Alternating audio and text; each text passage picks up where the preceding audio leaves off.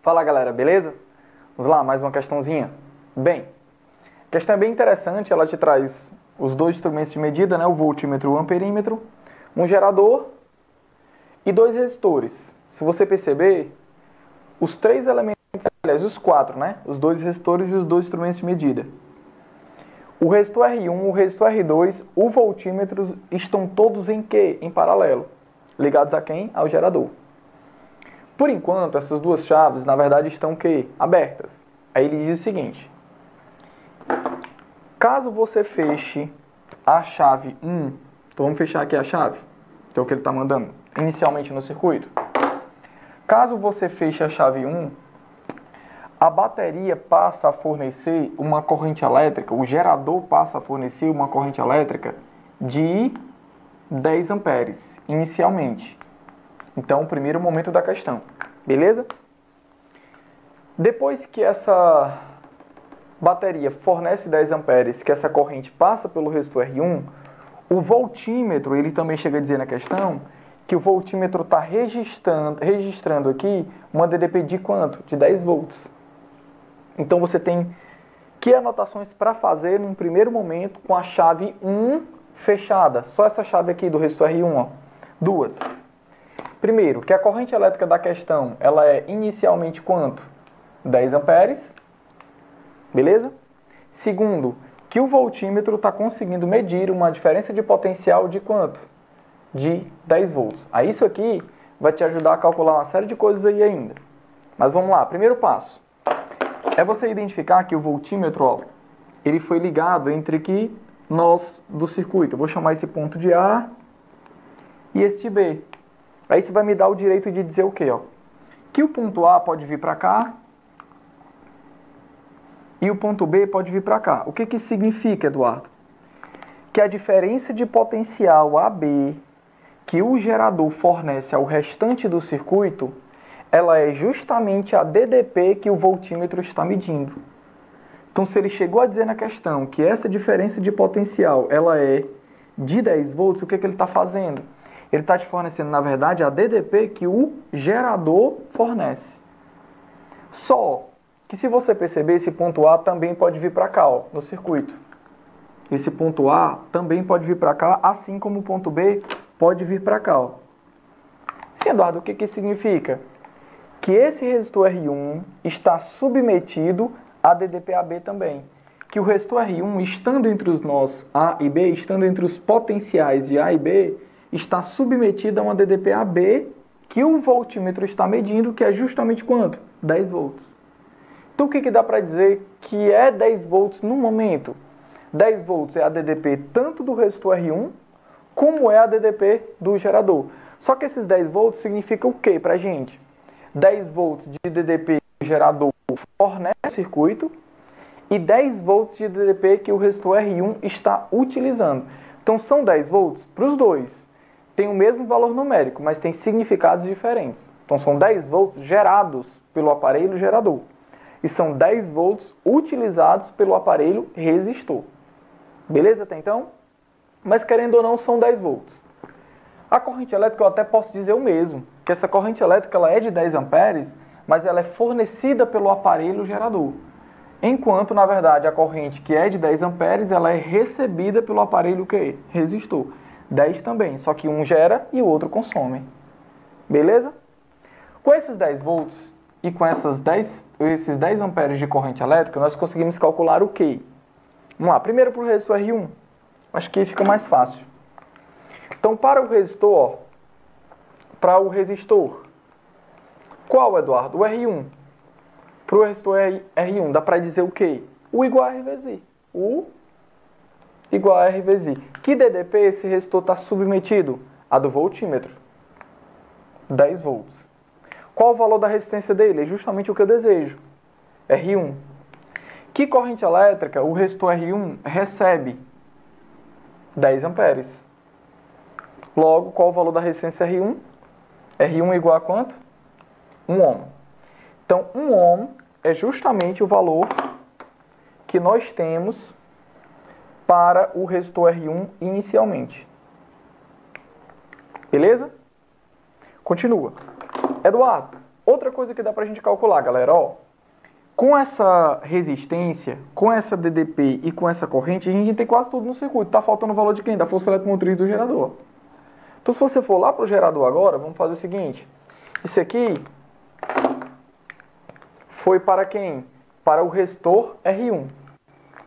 Vamos agora para o gerador. Tá aqui ele, ó. Gerador.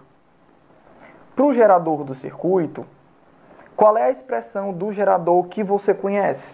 Qual é a expressão do gerador que a gente utiliza?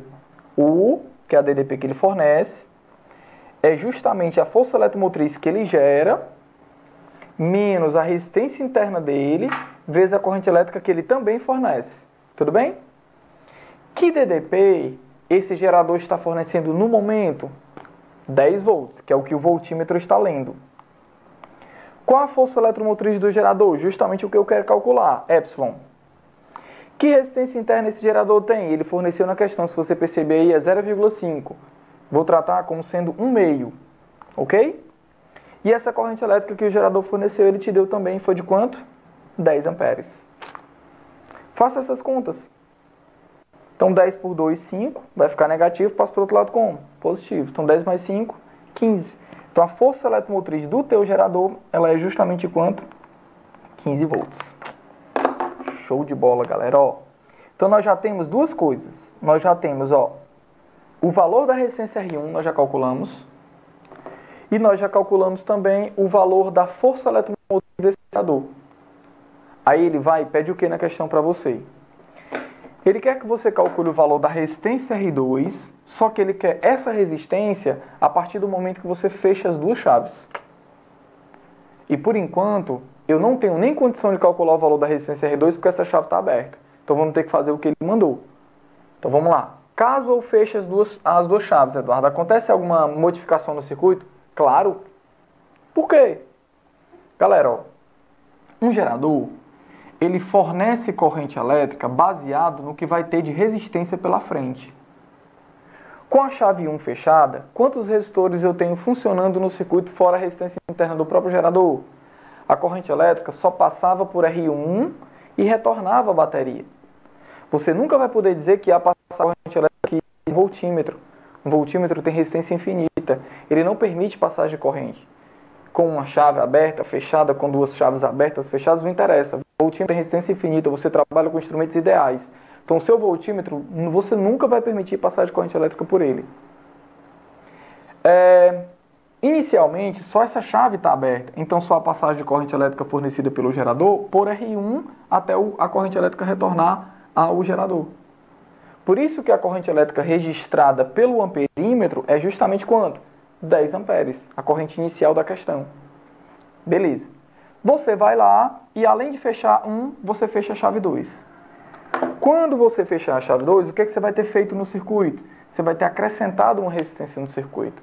Então, além de R1, agora você tem quem? R2. E esse R2 foi acrescentado em série ou em paralelo a R1. Você tem dois resistores agora, ó, submetidos à mesma DDP. Esse nó que eu estava chamando de A, ele agora também vai poder ser associado a esses dois pontos aqui, ó. Então, o resistor R2 também está submetido à mesma DDP de R1. Ah, Eduardo, vai ser 10 volts. Infelizmente não, galera. É isso que é legal na questão, na verdade. Quando você fecha essa chave, você acrescenta R2. Então, você modificou a resistência do circuito. Ao modificar, a bateria passa a enviar uma corrente elétrica diferente. E você tem que lembrar, ó, que DDP que um gerador fornece depende da corrente que ele também fornece. Como o gerador vai enviar uma corrente elétrica de valor diferente, vai deixar de ser 10, essa corrente se modificando, a DDP se modifica. Então, na prática, o valor da tensão que o voltímetro media, que era 10 volts, vai modificar-se, porque o voltímetro mede a DDP do gerador e a DDP do gerador muda. E a corrente elétrica que era registrada pelo amperímetro aqui, ó, também vai mudar, vai deixar de ser 10. Por dois motivos.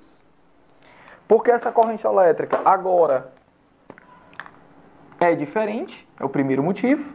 Você não sabe quanto ela vale, mas quando ela chegar nesse nó, ela vai ter que se dividir em quantas, galera? Ó, em duas.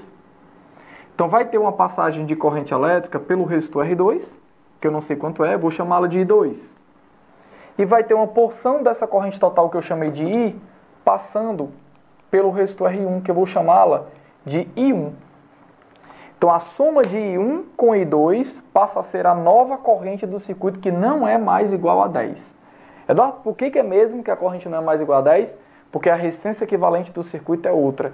Você tem que se acostumar que em qualquer questão de eletricidade, caso você modifique a resistência do circuito, a bateria passa a fornecer uma corrente diferente. Não esqueça disso. Acho que o fator mais útil nessa questão é isso, é você perceber que essa corrente modificou-se, deixou de ser 10, porque você modificou a resistência do circuito. Beleza? O que você vai fazer agora? Olha o que nós já temos. Nós já temos o valor dessa resistência. Nós sabemos quanto de corrente elétrica passa por elas. Não, Eduardo, ele não deu não. Deu sim, galera. Ele deu I1. Ele disse que quando você fecha a chave 2, o amperímetro passa a registrar aqui corrente elétrica 2 amperes. Ah, Eduardo, então a corrente do circuito deixa 10 passou a ser 2. Não. Porque a corrente total que sai da bateria, nesse nó, se divide em quantas? Em 2. Então, no segundo momento da questão, quando ele chega a dizer que o amperímetro recebe uma corrente elétrica de 2 amperes, ele na prática está te dando só a corrente elétrica que passa por R1. Ele na prática está te dando apenas a corrente elétrica que passa pelo resistor R1. Ou seja, ele está te dando o que eu chamei aqui na frente de I1. Ele está te dando apenas o I1.